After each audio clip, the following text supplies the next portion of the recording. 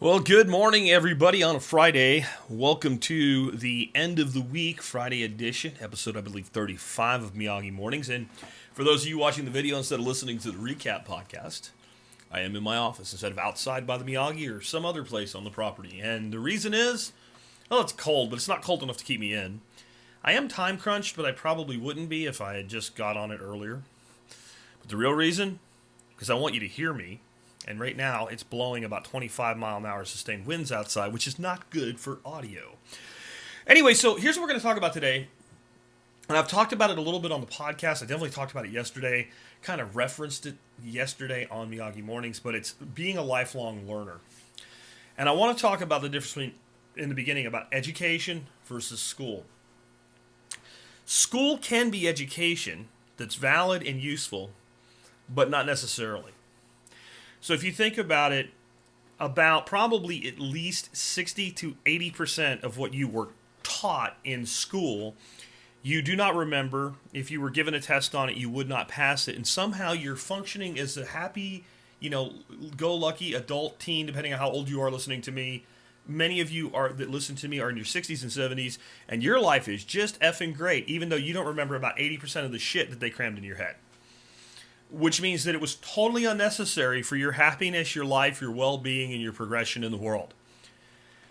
However, if you take schooling that is properly attuned to what you want to do, yes, it can help you, but that is not what I'm talking about today. I just want to point out what I'm criticizing and point out what I'm not criticizing going in, because some people are special little people and they hear what they want. Whenever they hear anything counter to what they believe, they fill in the blanks with a bunch of bullshit I didn't say.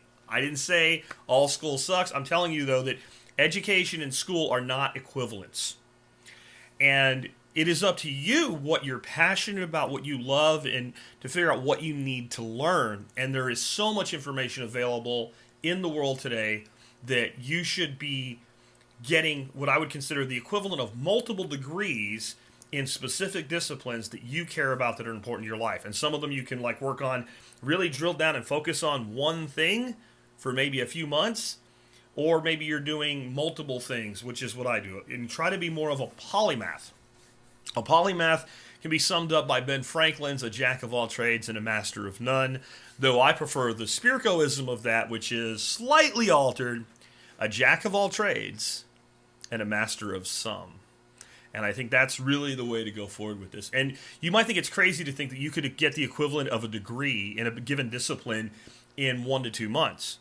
But it's not, because most people that have a degree in something, first of all, 50% or more of their degree was based on the college curriculum, system of accreditation. And so 50 to 60 to 70% of the shit that they went through and paid for has no relevance whatsoever for their ability to do the thing that they went to school for, assuming they actually went to school for a thing rather than some generalized bullshit or something like gender studies, which is completely useless to everybody anyway.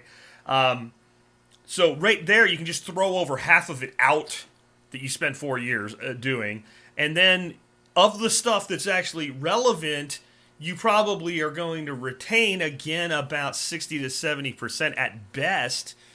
So by the time you do that, and then you say, what do I actually need to do this thing and be competent at it, you can whittle that down to the hardcore things. And then what do you already know? And if you're a lifelong learner, you're always adding a whole shitload of what you were being taught you already knew, or you had, the human ability to extrapolate. I didn't know this thing, but when I got to this place where I needed this thing, I knew this thing and that thing, and together they make this thing, and I really knew that anyway. I just had never been confronted with the problem. When you can get to that level, you actually understand shit. Being able to regurgitate, the way that you do this is you insert tab A to tab B and fold it over. You don't know shit. You don't know shit. And even if you memorized it, you don't know shit because you could have just had a manual that told you that, and when you needed it, looked it up. So you didn't need to know it. When you actually know how to look at something, you're really not sure, but you can take your existing information, put it together, and come up with a solution. That's when you're actually an educated sumbitch. Okay? And until you can do that, you're a dumbass. I'm sorry. And most of the people that are education systems turning out, because it's not an education system, it's a schooling system, it's a training system, and it's an indoctrination system, are dumbasses. There are people that spend a lot of money to have a credential and a piece of paper to be a certified dumbass. And I'm sorry if you don't like it, it's true, because I've hired them. I've had plenty of educated idiots work for me. And you have to teach them their job, right? And then the self-directed ones, they learn their job on the job. You hire them, you say, I need this shit done, they know how to do these things, you give them some supplemental training, and everything else they figure out for themselves. And most of those people that had degrees that worked for me, they probably would have been further ahead had they never gone to school. Because I certainly didn't hire them because they had a degree. I had one guy work for me for 2 years, and I'm like, well, you don't have a degree, do you? He goes, yeah, I do. I'm like, I didn't even look at it in your resume. I looked at your experience. So, how do we become educated in things that are not always even for professional development, but for our own personal development? That is, we need to stay hungry. Hungry for knowledge. So you don't have to stay hungry for food, because all you have to do is not eat for long enough and go do shit so you're physically active, and eventually your body will start to run a caloric deficit, and it will send like little emergency warnings to your brain and say, hey, we need fuel. And your stomach will rumble, you'll be like, oh shit, I need to eat. But you can be a dumbass your whole life and you never just get this natural hunger to learn unless it's encouraged and understood and desired. So we need to stay hungry for knowledge. And I'm going to tell you something that's going to sound odd. The way you stay hungry for knowledge is by acquiring knowledge. And I'm a big believer in pattern recognition. So I want you to think about this. I want you to really bring, like, this is learning right here.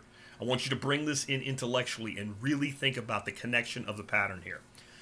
If I have barren soil and I want to grow something and I have to build fertility, we all know this. Seems unrelated? Hang with me. Good teachers use analogies. So what we'll do is we'll go out and we'll top dress it with compost. And maybe we'll even add some organic fertilizer, like a good product, like Dr. Earth First, and then we'll top dress it with compost.